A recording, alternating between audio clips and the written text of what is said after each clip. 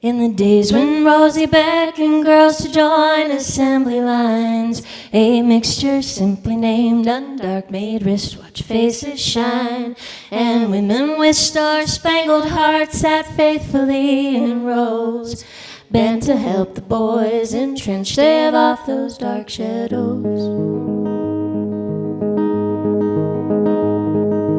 Day by day they all were tasked to paint 200 dials with brushes made of camel hair and radium dust in vials. The numbers on the clocks were painted dainty, slim and slight, so the girls were taught to use their lips to point the bristles tight. The taste was a little foul, but no one really seemed to mind. The pay was more than 3 times what a girl back then could find. Radium was championed, a newfound fount of youth, and the few who knew the dangers kept the public from the truth. For a time each painter prospered, though the work they did was tough, and were delighted when they'd clock out covered in the magic stuff. They decorate their drabest dresses, paint skin so they'd sparkle. No earthly sight quite like a glowing angel in the darkness. Curie Eleison, Curie. Even lights that shine the brightest will eventually dim, but you never do expect it, just as someone's life begins.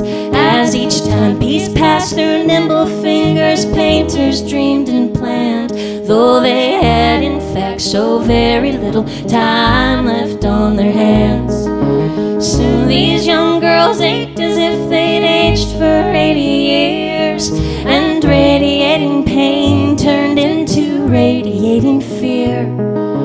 Doctors did their best to treat an unknown malady, but no remedy could keep those bodies from unraveling.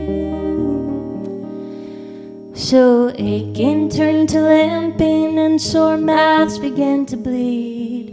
Then jaws began to break, and smiles gave way to crumbling teeth. Families became buried beneath doctor bills and loans, and grief like radium began to settle in their bones. Curie Eleison, Curie. To have so many sick at once seemed no coincidence, but the company confronted had maintained its innocence. Yet they secretly received results that told a different story, and they knew despite their lies that they were liable for the suffering. Those who had enlisted ladies to leave luminescent marks were now working overtime to keep them in the dark. Not a single protocol was changed at all, though there was danger, and alien workers failing fast were easily exchanged for healthy younger women, unsuspecting and naive, who craved to carve their own piece of the great American dream. Nothing pierced those stone hearts fortified by corporate greed, even when the women's own hearts one by one had ceased to beat. Curie Eleison, Curie.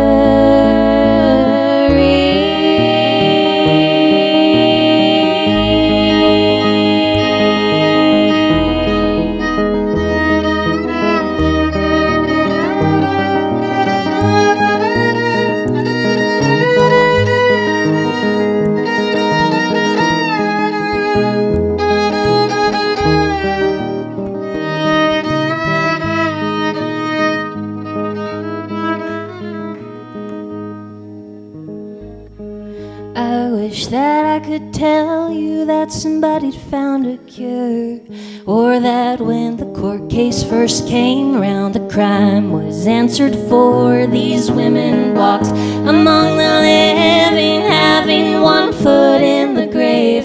Still they used what fight that they had left so others could be saved.